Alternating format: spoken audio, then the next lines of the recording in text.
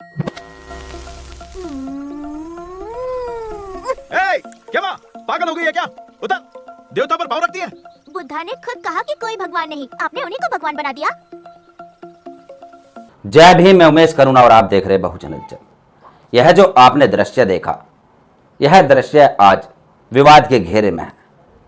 इसके अंदर जो दिखाया गया कि एक तथागत गौतम बुद्ध का स्टैचू है और उसके ऊपर एक किशोरी जो कि तथागत गौतम बुद्ध के कंधों के ऊपर खड़ी होकर उड़ान भरने की कोशिश कर रही है, और वहीं उसके पिता जो कि किसान है, हाथ में फावड़ा है, और वह खड़े हुए उसको देख लेते हैं और वह कहते कि पगली, तू देवता के ऊपर पैर रखकर खड़ी है। और वहीं वह बेटी कहती है, वह किशोरी कहती है कि बुद्ध ने ही तो कहा है कि कोई भगवान नहीं होता। यानी ये एक संवाद, जो ये एक डायलॉग है, जो ये दृश्य है, यह एक विवाद के घेरे में आ गया। और यही हम बात कहें कि पा रंजीत जो कि एक बहुत बड़े डायरेक्टर प्रोड्यूसर है तमिल के, जिन्होंने काला कबाली फिल्म बनाकर काफ़ी सुर्खियां बटोरी, काफ़ी एक प्रसिद्धि प्राप्त की। यानी बहुजन समाज के जो आइकन है, जो महापुरुष है, उनको सबसे ज़्यादा अपनी फिल्मों के अंदर स्थान देने वाले पा रंजीत ही है। और आज पा रंजीत के ऊपर बहुत बड़े बड़े सवाल उठ रहे हैं, वह विवाद के घेरे में है। यानी यह कहा जा रहा है कि तथागत गौतम बुद्ध के जो भक्त हैं, उनकी आस्था, उनकी भावनाएं आहत हुई है।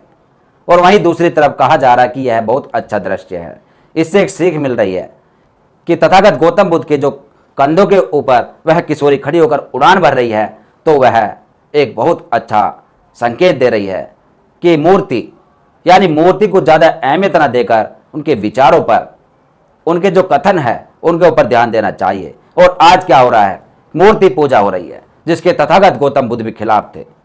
यानी चाहे उसमें डॉक्टर बाबा साहब अम्बेडकर जी हो, या हिंदू तथाकथित कोई भी देवी देवता हो, चाहे तथागत गौतम बुद्ध ही क्यों ना हो, जो विश्व के अंदर सबसे ज़्यादा स्टैचू तथागत गौतम बुद्ध के ही हैं, जिन्होंने मूर्ति पूजा का खंडन किया, जिन्होंने मूर्ति पूजा का विरोध किया, उन्हीं की सबसे ज़्यादा आज मूर्ति बन गई।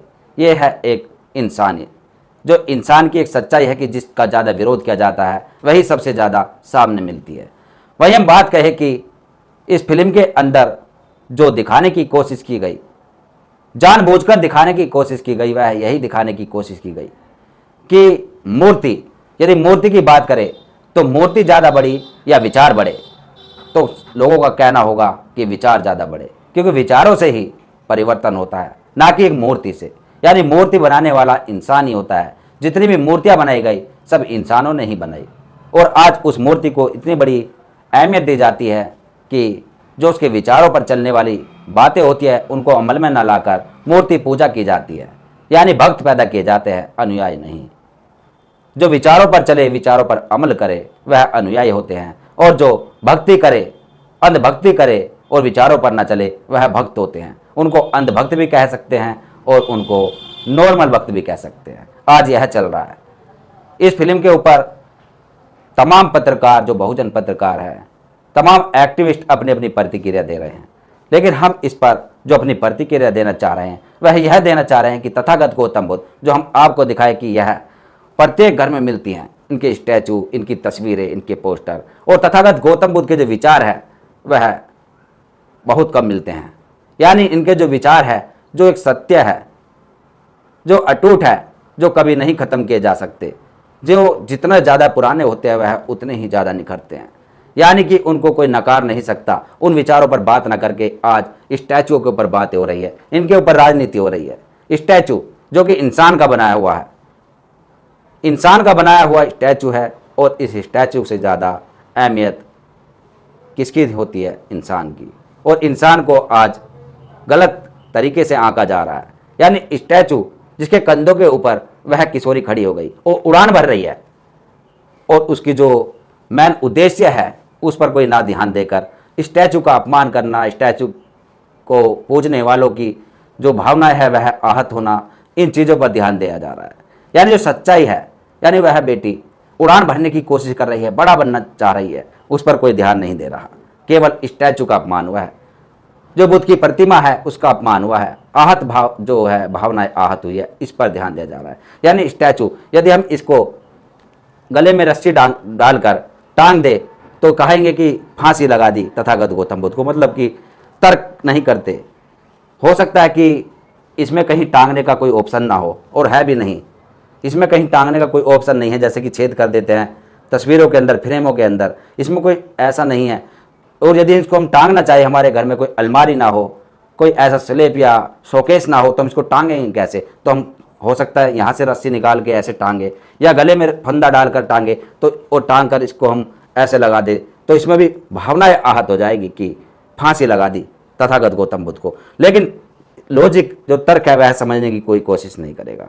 यानी कि अच्छा करे तो फंसे, बुरा करे तो फंसे, इससे अच्छा ना करे तो अच्छा। यानी कि किसी को पूजे तो गलत कहलाओगे, नहीं पूजोगे तो भी गलत कहलाओगे। तो इससे अच्छा तो उस चीज को ना ही माने तो ज्यादा अच्छा, विचारों को माने केवल। क्या माँ पागल हो गई है क्या? उतर, देवता पर भाव रखती है। बुद्धा ने खुद कहा कि कोई भगवान नहीं, आपने उन्हीं को भगवान बना दिया। इस पर सब अपने अपने विचार व्यक्त कर रहे हैं, और अच्छी बातें हैं, विचार व्यक्त कर रहे हैं तो करने चाहिए। कुछ लिख रहे हैं कि तथागत गौतम बुद्ध के कंधों के ऊपर वह बेटी खड़ी होकर उड़ान भर रही है, तो समझो कि जैसे कि एक बच्चा या एक बेटी अपने पिता के या अपने दादा के कंधों पर बैठ जाते हैं और ऊंचा सोचते हैं, बड़ा सोचते हैं, और मेले में घूमते हैं, कहीं भी कुछ भी करते हैं। तो यह सब चीज़ें, कोई कुछ कह रहा है, कोई कुछ अच्छी तर्क शक्ति है, यह होना भी चाहिए। लेकिन उसके अलावा जो तथागत गौतम बुद्ध को विशेष स्थान दिया गया ऑल वर्ल्ड के अंदर, पूरी दुनिया के अंदर तथागत गौतम बुद्ध को लोहा माना गया। उनकी एक एक बात सत्य है जिनको कोई नहीं नकार सकता। यानी तथागत गौतम बुद्ध एक वह विचारक, एक वह आइकन रहे जो कि उस समय में जो कहकर चले गए वह सत्य ही रहेगी, कोई उसको काट नहीं सकता। साइंस हो या आध्यात्मिकता हो, कोई उसको फेल नहीं कर सकता।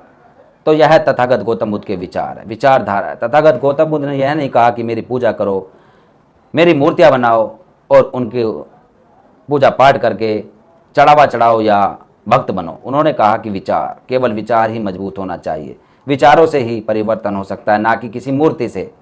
यानी मूर्ति से ज़्यादा बड़ा विचार अहम होता है।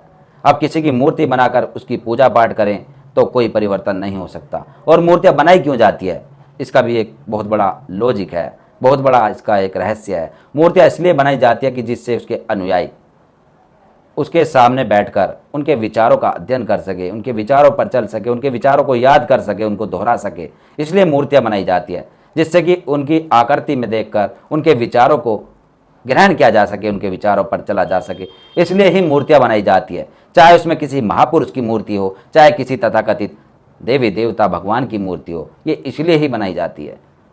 और यहाँ क्या होता है कि मूर्तियाँ बनाकर उनको अपने जो चढ़ावे का धंधा कहते हैं, इसको धंधे का रूप ले लेती हैं मूर्तियाँ।